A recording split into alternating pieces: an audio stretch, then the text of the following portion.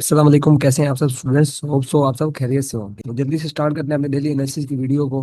Daily analysis की video को start करने से पहले मैं आपको ये बता दूं कि ये वीडियो हमारे पास काफी ज्यादा इंपॉर्टेंट बनने वाली है। इस वीडियो के अंदर हम सबसे पहले मेन फंडामेंटल इवेंट्स और इंपॉर्टेंट न्यूज़ को कवर करेंगे। उसके बाद हम चार्ट पर टेक्निकल एनालिसिस करेंगे और इस वीक ट्रेड के लिए बेस्ट अपॉर्चुनिटीज फाइंड करेंगे। जल्दी से स्टार्ट करते हैं अपनी वीडियो को। ये सबसे पहले मेरे पास फॉरेक्स फैक्ट्री ओपन हो गया है। फॉरेक्स फैक्ट्री के अंदर हम फ्राइडे की कुछ इंपॉर्टेंट न्यूज़ को डिस्कस कर लेते हैं। अगर हम कोर ड्यूरेबल गुड ऑर्डर्स के डाटा को देखें तो प्रीवियस रीडिंग 0.6% की थी और जो एक्चुअल डाटा है वो 0.2% आया। एक्चुअल डाटा वीक आया है। उसके बाद हमारे पास ड्यूरेबल गुड ऑर्डर्स का डाटा प्रीवियस रीडिंग 16.5% थी। अब जो एक्चुअल रीडिंग आई है वो -9.3 आई है। एक्चुअल रीडिंग माइनस में आई है। ये दोनों रीडिंग्स नेगेटिव में आई है जो कि इंडिकेट कर रही है डीएक्सवाई पर इसका सेलिंग प्रेशर है। उसके बाद हम इस वीक के जो आगे आने वाले फंडामेंटल इवेंट्स हैं उन्हें डिस्कस कर लेते हैं। हम इस वीक के चल रहे फंडामेंटल इवेंट्स के बारे में डिस्कस करते हैं। स्टार्ट करते हैं जी। सबसे पहले मंडे को हमारे पास यूएसडी का कोई भी हाई इंपैक्ट या मीडियम इंपैक्ट डाटा नहीं है। उसके बाद हमारे पास ट्यूसडे को हमारे पास जो ग्लोबल शॉपिंग का डाटा है। अगर डाटा पॉजिटिव आता है तो इससे यूएसडी स्ट्रॉन्ग होगा। अगर डाटा नेगेटिव आता है तो इससे यूएसडी वीक होगा। बस सेकंड नंबर पर हमारे पास कंज्यूमर कॉन्फिडेंस का डाटा है। अगर ये डाटा भी पॉजिटिव आए तो इससे यूएसडी स्ट्रॉन्ग होगा। अगर ये डाटा वीक आए तो इससे यूएसडी वीक हो गया। उसके बाद हमारे पास वेडनेसडे को काफी ज्यादा important ADP non farm employment change का डाटा है। जो रीडिंग थी इसमें वो माइनस में थी। अब जो फोरकास्ट की जा रही है वो पॉजिटिव में की जा रही है। अगर ये डाटा पॉजिटिव आता है तो इसे यूएसडी स्ट्रॉन्ग होगा। उसके बाद हमारे पास काफी ज्यादा important advance GDP quarter over quarter का डाटा है। प्रीवियस रीडिंग इसमें भी -0.5 थी और जो फोरकास्ट की जा रही है 2.4 की जा रही है। अगर ये डाटा पॉजिटिव आता है तो इसे यूएसडी स्ट्रॉन्ग पॉजिटिव जाएगा। यूएसडी पर इसका पॉजिटिव इम्पैक्ट पड़ेगा। उसके बाद हमारे पास प्राइस इंडेक्स है जीडीपी का। अगर डाटा पॉजिटिव आता है तो इसे यूएसडी स्ट्रॉन्ग होगा। अगर डाटा नेगेटिव आता है तो इसे यूएसडी वीक होगा। उसके बाद हमारे पास काफी ज्यादा इंपॉर्टेंट एफओएमसी रेट स्टेटमेंट है। FOMC federal fund rate decision है। इसके अंदर मैं आपको डिटेल से बता दूं कि जो एवरी चांसेस है ना वो ये है कि फेडरल रिजर्व अपना रेट कट पास करेगा। रेट पास करेगा 4.50 प्रीवियस का रेट है वो अब किसी के ऊपर ही उसे पास कर देगा कि कोई चेंजिंग नहीं होगी रेट कट में। तो उसे हम मजीद जाकर डिस्कस करते हैं ये फेड वाइट टूल के जरिए। फेड वाइट टूल मैंने ओपन कर लिया। इसके अंदर अगर हम चेक करें तो मार्केट जो प्राइस डील कर रही है ना 4.1% प्रोबेबिलिटी है कि एक रेट कट होगा इस मीटिंग के अंदर। तो इस वीक मीटिंग है उसके अंदर 4.1% चांसेस है कि 25 बेसिस पॉइंट का रेट कट होगा। वो तकरीबन 95.9% चांसेस है कि रेट कट नहीं होगा, अनचेंज होगा। नो चेंज 95.9% और ईज 4.1% चांसेस है। तो अगर हम लेटेस्ट जो डेटाज को देखें तो उसके हवाले से भी जो मार्केट जो है वो रेसिलियंट है। जो मार्केट उनकी लेबर मार्केट स्ट्रॉन्ग है। उसके बाद बाकी जो इकोनॉमिक डेटास हैं वो हमें यही इंडिकेट कर रहे हैं कि इस जो वीक हमारे पास रेट डिसीजन है उसके अंदर रेट कट नहीं होगा, रेट पास होगा। अगली चांसेस यही है कि फेडरल रिजर्व रेट पास करेगा और एक्चुअल डाटा भी 4.50% ही आएगा नो चेंज के साथ। उसके बाद हमारे पास एफओएमसी स्टेटमेंट और प्रेस कॉन्फ्रेंस है। ये काफी ज्यादा इंपॉर्टेंट हो। उसके बाद हमारे पास थर्सडे को है जी यूएस का कोर पीसी का डाटा। उसके बाद इम्प्लॉयमेंट कोड पोस्ट इंडेक्स और अनइम्प्लॉयमेंट क्लेम काफी ज्यादा इंपॉर्टेंट है। ये डाटा भी हमारे पास काफी ज्यादा इंपॉर्टेंट हो सकते हैं। उसके बाद हमारे पास फ्राइडे को मंथ काफी ज्यादा इंपॉर्टेंट रिलीज निफ्टी के अंदर 3 रिलीज होती हैं। Average hourly earning, non farm employment change और अनइम्प्लॉयमेंट। एवरेज होल्डी अर्निंग में देखें तो प्रीवियस 0.2% की रीडिंग है और जो फोरकास्ट की जा रही है वो 0.3% की जा रही है। देखिए डाटा पॉजिटिव आता है तो इससे यूएसडी स्ट्रॉन्ग होगा। उसके बाद नॉन फार्म एम्प्लॉयमेंट चेंज के अंदर 147 के की पिछली रीडिंग है। अब जो फोरकास्ट की जा रही है वो 108 के की जा रही है। अगर डाटा पॉजिटिव आता है तो उससे यूएसडी स्ट्रॉन्ग होगा। अनएम्प्लॉयमेंट रेट का हमारे पास काफी ज्यादा इंपॉर्टेंट डाटा है। प्रीवियस जो रीडिंग थी वो 4.1% की थी। अब जो फोरकास्ट की जा रही है वो 4.2% की जा रही है। अगर अनएम्प्लॉयमेंट रेट बढ़ता है तो इससे यूएसडी वीक होगा। अगर अनएम्प्लॉयमेंट कम होता है, डाटा पॉजिटिव आता है तो इससे यूएसडी स्ट्रॉन्ग होगा। उसके बाद हमारे पास काफी ज्यादा मार्केट इंपॉर्टेंट रिलीजेस हैं जैसे मैन्युफैक्चरिंग पीएमआई का डाटा और उसके बाद आईएसएम मैन्युफैक्चरिंग पीएमआई प्राइसेस और university of Michigan consumer sentiment का डाटा। ये भी हमारे पास काफी ज्यादा इंपॉर्टेंट रिलीजेस हैं इस वीक के अंदर। तो हम इन्हें साथ साथ डेली एनालिसिस वीडियो में भी इंशाल्लाह कवर करते रहेंगे। तो इनका इम्पैक्ट मैं आपको बताता रहूंगा डेली एनालिसिस की वीडियो में। तो ये थे हमारे पास मेन फंडामेंटल इवेंट्स। अब हम ऐसा करते हैं कि चंद इंपॉर्टेंट न्यूज़ को डिस्कस कर ये मैंने आपको मेन मेन बता दिए इन फंडामेंटल इवेंट्स के हवाले से, क्योंकि अगर मैं आपको ज्यादा डिटेल के साथ बताऊंगा तो वीडियो काफी ज्यादा लंबी हो जाएगी। ये मेरे पास न्यूज आर्टिकल ओपन हो चुके हैं, हम इसे डिस्कस कर लेते हैं। Gold set for weekly loss as strong US data trade optimism hit safe haven demand. सोने की कीमत में कमी देखने को मिली है। इसकी वजह यही है कि यूएस के जो डाटा हैं वो हल्के से पॉजिटिव हुए हैं। प्रीवियस अगर हम चेक करें अनएम्प्लॉयमेंट क्लेम्स का डाटा तो हमारे पास स्ट्रॉन्ग पॉजिटिव था। उसके बाद एस&पी ग्लोबल पीएमआई का डाटा हम चेक करें तो वो भी हमारे पास पॉजिटिव था और इसलिए जो डाटा थे ना वो पॉजिटिव थे हमारे पास। इसकी वजह से गोल्ड पर इसका नेगेटिव इंपैक्ट। अगर हम जो लेटेस्ट डाटा देखें फ्राइडे के वो हमारे पास नेगेटिव है जिससे गोल्ड के अंदर हमें मंडे वाले दिन हल्का सी रिट्रेसमेंट देखने को मिल सकती है। उसके बाद जो हमारे पास ट्रेड ऑप्टिमिज्म है, जो ट्रेड वार के अंदर थोड़ी सी इंप्रूवमेंट देखने को मिली है, मार्केट सेंटीमेंट में इंप्रूवमेंट देखने को मिली है। इसकी वजह से गोल्ड के ऊपर इसका नेगेटिव इम्पैक्ट पड़ा है। सेफ हेवन जो डिमांड है वो कम हुई है, जिससे गोल्ड की कीमत पर इसका नेगेटिव इम्पैक्ट पड़ा है, गोल्ड की कीमत कम हुई है। Gold pressure by robust US labour market and data process on US you trade deal. सोने की कीमत अंडर प्रेशर है। नंबर वन, यूएस की लेबर मार्केट सरों जा रही है, इसकी वजह से सोने की कीमत अंडर प्रेशर है। नंबर टू, जो यूएस और यूरो है उसके अंदर ट्रेड डील की तवक्कुआत है। चांसेस है कि यूएस और यूरो के अंदर भी एक ट्रेड डील एग्जीक्यूट हो सकती है, इसकी वजह से गोल्ड अंडर प्रेशर है। US dollar rebounds and trade optimism curb safe haven demand sending exchange USD 23325 low. जो सेफ हेवन डिमांड कम हुई है और ये जो यूएस की जो लेबर मार्केट के पॉजिटिव डेटास और एसएनपी ग्लोबल पीएमआई ये जो पॉजिटिव डेटास आए हैं और उसके साथ हमारे पास जो ट्रेड ऑप्टिमिज्म है वो पॉजिटिव है, मार्केट सेंटीमेंट में इंप्रूवमेंट देखने को मिली है, इसकी वजह से सोने की कीमत पर नेगेटिव इम्पैक्ट पड़ा है और सोने की कीमत 3325 के लो को टच कर चुकी है। इस वीक हमारे पास जो मेन इंपॉर्टेंट रिलीजेस होंगी वो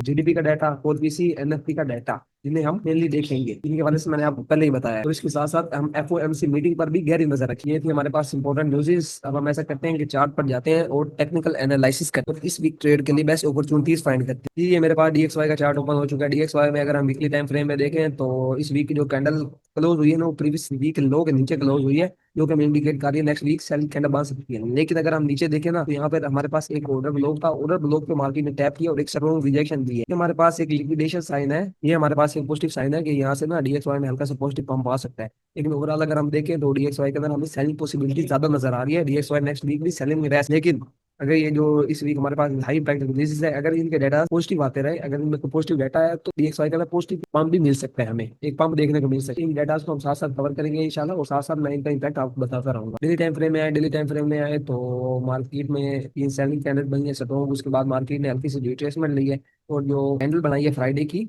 कैंडल के अंदर हमें ऊपर की तरफ एक रिजेक्शन देखने को मिली है, जो हमें इंडिकेट कर रही है कि जो हमारी मंडे की कैंडल होगी वो सेल साइड बन सकती है। हमें इंडिकेट कर रही है कि मंडे की कैंडल हमारी सेल साइड बना सकती है। मंडे का जो हमारा बयास है वो बेरिश है। उसके बाद मजीद छोटे टाइम फ्रेम में, आज 4 के टाइम फ्रेम में आ जाते हैं। 4 के टाइम फ्रेम में मैंने आपको ये सप्लाई जोन बताया था, मार्केट उस वक्त इस लेवल पर थी, ये जो हाई मैंने मार्क किया यहाँ पर मार्केट हमें लिक्विडेशन साइन दे रही थी कि मार्केट यहाँ से डाउन साइड आ सकती है। लेकिन मैंने आपको इंडिकेट आपको बता दिया था कि ये जो लो है 30 के अंदर ये एरिया था, यहाँ से मार्केट उठ सकती है, मार्केट यहाँ से उठ सकती है और फिर ऊपर से गिरेगी। बिल्कुल सेम उसी तरह मार्केट ने यहाँ पे ट्रैप किया है, ट्रेडर्स को यहाँ पे लिक्विडेट किया है और यहाँ से मार्केट दोबारा उठ गई, ऊपर वाले जोन पर चली गई। सर मैंने आपको बताया था बिल्कुल इसी तरह सेम मार्केट ने मूव हुआ था। अगर हम H4 में चेक करें तो यहाँ पर हमारे पास सेलिंग कंफर्मेशन हो चुकी है H4 के अंदर, यहाँ पर हमारे पास इवनिंग स्टार पैटर्न बन चुके हैं, तो मैं इंडिकेट कर रहा है कि मार्केट सेल साइड आ सकती है। DXY को हमने सेल में देखना है। अगर हम मजीद इसके अंदर चेक करें तो यहाँ पर हमारे पास एक बेरिश फ्लैग पैटर्न बन रहा है, जो कि एक सेल ट्रेंड का कंटिन्यूएशन पैटर्न है, जो कि एक कंटिन्यूएशन पैटर्न है बुलिश ट्रेंड में भी और बेरिश ट्रेंड में भी। अगर मार्केट इसे ब्रेक करती है तो यहाँ से मार्केट सेल साइड आ सकती है। बाकी मार्केट के अंदर ये जो हाई पड़ा है ना, ये भी एक किस्म का लिक्विडिटी पॉइंट पड़ा है, तो मार्केट इसे भी ट्रिगर कर सकता है। हमारे पास इस वक्त सिर्फ ये एक एरिया पड़ा है जो कि मार्केट को नीचे जाने से रोक, बाकी हमारे पास ओवरऑल सेलिंग ही है डीएक्सवाई के पास, ये लो है। अगर मार्केट इस लो को नीचे की जाने ब्रेक कर देती है तो फिर डीएक्सवाई को हम सेल में ही देखेंगे। डीएक्सवाई का हमारा बयान सेलिंग में है, डीएक्सवाई को मजीद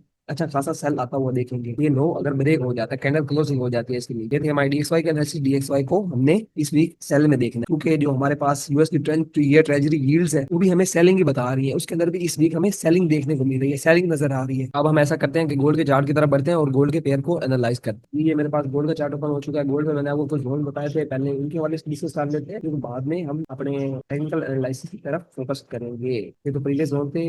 मेरे पास गोल्ड का चार्ट ओपन हो चुका है। कल मैंने आपको ये कुछ जोन बताए थे, यहाँ से मार्केट अपना जो बाइक मोमेंटम है वो कंटिन्यू कर सकते हैं। एक M30 के मुताबिक था, ये मैंने आपको बताया था काफी ज्यादा रिस्की जोन होगा, मार्केट अगर उससे स्वीप करती है तो हम बाइक का रिस्क लेंगे, लेकिन मार्केट ऐसे स्वीप ही नहीं किया, डाउन साइड ब्रेक कर दी, यहाँ पर हमारी एंट्री नहीं बनती। उसके बाद ये मैंने आपको H4 के टाइम फ्रेम के अंदर एक लेवल बताया था कि अगर मार्केट इसके लो को स्वीप करती है तो यहाँ पर भी आप बाइक का रिस्क ले, लेकिन मार्केट ने इसके लो को भी प्रॉपर स्वीप नहीं किया तो यहाँ पर हमारे पास बाइक की अपॉर्चुनिटी नहीं बता। कल के दिन मार्केट के अंदर स्ट्रॉन्ग सेलिंग देखने को मिली है। इसकी रीजन यही है कि ट्रेड जो सेंटीमेंट है वो इंप्रूव हुआ है। यूएस की ट्रेड डील फाइनल हो गई है जापान के साथ, यूनाइटेड किंगडम के साथ, फिलीपींस के साथ और भी एक दो मुल्क है जिनके साथ इसकी ट्रेड डील फाइनल हो गई है। अब चांसेस हैं कि यूरोपियन यूनियन के साथ भी और चाइना के साथ भी एक ट्रेड डील फाइनल हो जाएगी, जिसकी वजह से गोल्ड के अंदर कुछ मजीद सेलिंग भी आ सकती है। लेकिन ओवरऑल अगस्त 1 की डेडलाइन पर हमने फोकस करना है। अगर अगस्त 1 को कोई रिटेशनरी टैरिफ देखने को मिले तो फिर गोल्ड के अंदर हमें एक पंप देखने को मिलेगा। H4 के अंदर यहाँ पे भी हमारी एंट्री बनती है। मैंने ये आपको जोन बताया था एक 3 के टाइम फ्रेम का, अभी ये अनप्रोटेक्टेड है। अनप्रोटेक्टेड ये है हमारे पास, अगर मार्केट यहाँ पर आती है, यहाँ पे हमें कोई कंफर्मेशन देती है तो यहाँ से हम बाइक का रिस्क ले सकते हैं, भी ले सकते हैं और यहाँ पर हम स्वीप का वेट करेंगे। मैं खुद इसे स्वीप का वेट करूंगा बाइक अपॉर्चुनिटी के लिए, बाइक रिस्क लेने के लिए मैं इसके लो के स्वीप का वेट करूँ, मार्केट इस लो को स्वीप करे और यहाँ से बाय जाए। तो इस छोटे टाइम फ्रेम, इस छोटे टाइम फ्रेम में आ जाए, जॉन के टाइम फ्रेम में आते हैं तो जॉन के टाइम फ्रेम में ओवरऑल हमें सेलिंग देखने को मिल रही है, ओवरऑल मार्केट सेल साइड आ रही है। और M30 के टाइम फ्रेम में आ जाते हैं, M30 के टाइम फ्रेम के अंदर अगर हम आए तो यहाँ पर हमारे पास M30 को ये हाई गोल्ड इस वक्त ओवरऑल एक बाइंग जोन के अंदर है, गोल्ड की मार्केट ओवरऑल इस वक्त एक बाइंग लेवल के अंदर है, ओवरऑल मार्केट एक बाइंग जोन के अंदर है। यहाँ से हमें बाइंग देखने को मिल सकती है। हमारे पास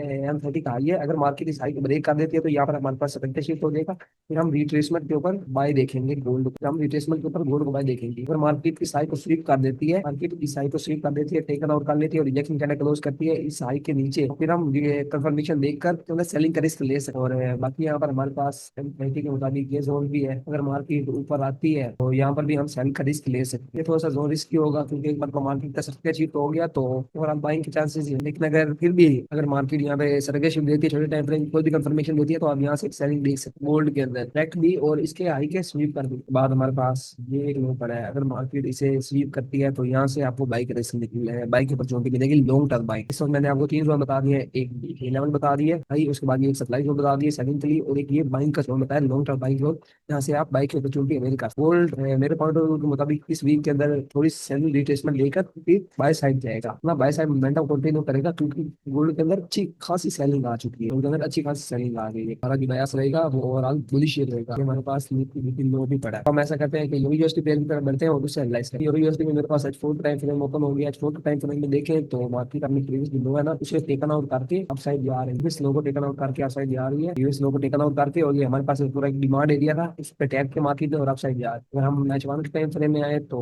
H1 के टाइम फ्रेम में हमारे पास ये कंप्लीट ऑर्डर ब्लो जोन था, यहाँ से मार्केट उठ रही है। अब हमारे पास ये हाई पड़ा है, ये हाई है और ये हमारे पास एक किस्म का सप्लाई एरिया भी, यहाँ से मार्केट डाउन साइड आ सकती है। अगर मार्केट की साइड ब्रेक कर देती है तो फिर हम रिट्रेसमेंट के ऊपर यूएसडी पे बाय करेंगे। अगर मार्केट यहीं से जहाँ पे खड़ी हुई है ओपनिंग के बाद सेल साइड आती है या इस हाई को स्वीप करने के बाद सेल साइड आती है तो फिर हम इस जोन के अंदर से या इस जोन के स्वीप के ऊपर बाइंग की अपॉर्चुनिटी देखेंगे। अगर मार्केट यहाँ से डायरेक्ट से डाउन साइड आती है तो यहाँ पर हमारे पास ये लो पहले टारगेट होगा सेलिंग लो के स्वीप पर, यहाँ पे छोटा टाइम का कोई कंफर्मेशन देकर बाइक रिस्क ले सकते हैं, या फिर आप इसके स्वीप पर अपॉर्चुनिटी देखेंगे बाइंग की तो वाकई ज्यादा बेस्ट रहेगा। उसके बाद ये नीचे H4 का जोन है, अगर मार्केट यहाँ पर आती है तो ज्यादा ही सामने आ जाती है तो यहाँ से आप बाइक की अपॉर्चुनिटी देख सकते हो। तो यूएसडी को ओवरऑल आपने बाय में देखने क्योंकि DX1 में हमें सेलिंग देखने को मिल रही है, उसके ऊपर आपको बाइक की अपॉर्चुनिटी मिलेगी। ये H4 का एक डिमांड एरिया है। हम ऐसा करते हैं कि BTC USD की पेयर की तरफ जाते हैं और उसे एनालाइज। ये मेरे पास BTC USD का पेयर ओपन हो चुका है। BTC USD की पेयर के अंदर मैंने आपको अपने कुछ पर्सनल एनालिसिस बताए थे कि BTC USD इस तरह मूव कर सकता है। हम एनालिसिस थोड़ा चेक कर लेते हैं। मार्केट तक इस लेवल पर थी, मार्केट ने यहाँ पर एक लिक्विडेट बाइक कंफर्मेशन हमें दी थी,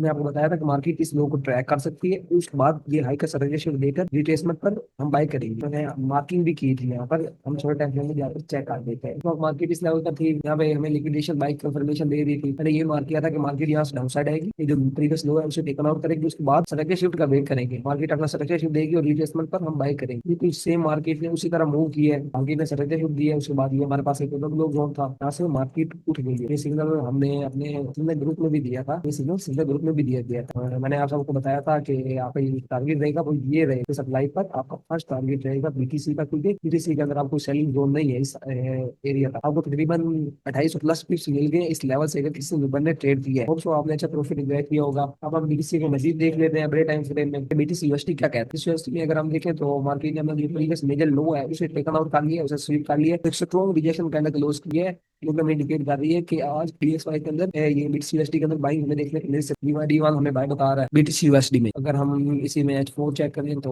H4 के अंदर भी इतनी सेलिंग कैंडल बनी थी, स्ट्रॉन्ग सेलिंग कैंडल बनी थी, और मार्केट रिट्रेसमेंट ले रही है। इस साइड तक हमें अभी बाइंग की नजर आ रही है, जो हमारे पास एरिया है ना इस एरिया तक अभी हमें फोर के मुताबिक बाइंग नजर आ रही है। छोटे टाइम फ्रेम में आ जाते हैं, वन टाइम फ्रेम में, वन टाइम फ्रेम में ऑलरेडी मार्केट का जो स्ट्रक्चर है वो शिफ्ट हो चुका है बाइंग के अंदर। तो अब हमने BTC को लो हाई तक बाय में ही देखना है, BTC को बाय करेंगे। ये मैं थोड़ा चार्ट क्लियर कर लूँ, उसके बाद मैं आपको बाइंग जोन भी बताता हूँ। हमारे पास जो फर्स्ट बाइंग जोन भाग है वो बेस्ट जोन भाग है, ये लेवल भाग है, ये हमारे पास बेस्ट बाइंग जोन है। बाइंग जो मार्केट का जो स्ट्रक्चर है वो ऊपर शिफ्ट हो चुका है, और यहाँ पर हमारे पास एक किस्म का डबल बॉटम पैटर्न भी बना हुआ है। तो अगर मार्केट यहाँ पर आती है तो जोन स्वीप पर या डायरेक्ट कंफर्मेशन लेकर आप एंट्री ले सकते हो बाइक के M30 के टाइम फ्रेम का। भी ये 200 रिप्लेसमेंट एरिया एक बेस्ट जोन है हमारे पास बाइंग के लिए। उसके बाद यहाँ पर ऊपर सप्लाई है, ये ज्यादा कुछ सप्लाई नहीं है, मैं यहाँ पे सेलिंग रिकमेंड नहीं करूंगा बीटीसी यूएसडी के अंदर। फिर भी अगर कोई मेंबर रिस्क लेना चाहता है तो इसके स्वीपर या कोई भी सर्विसेज लेकर यहाँ पे सेलिंग की सकालती का रिस्क ले, बाकी आप बीटीसी यूएसडी को ओवरऑल बाई देखें, ये बाइंग जोन है और बेस्ट बाइंग जोन है, यहाँ से आपको एक जबरदस्त अपॉर्चुनिटी मिलेगी, इसके स्वीप के ऊपर आप रिस्क ले सकते हो। सो जिन मेंबर्स ने बीटीसी यूएसडी वाली ट्रेड को फॉलो किया होगा उन्होंने एक अच्छा प्रॉफिट जनरेट किया होगा। तो ये थी हमारी वीकली एनालिसिस की video based on fundamental and technical analysis. Hope so आप सब लोगों को वीडियो पसंद आई होगी। मिलते हैं जल्दी इंशाल्लाह एक नई वीडियो के साथ। अल्लाह हाफिज।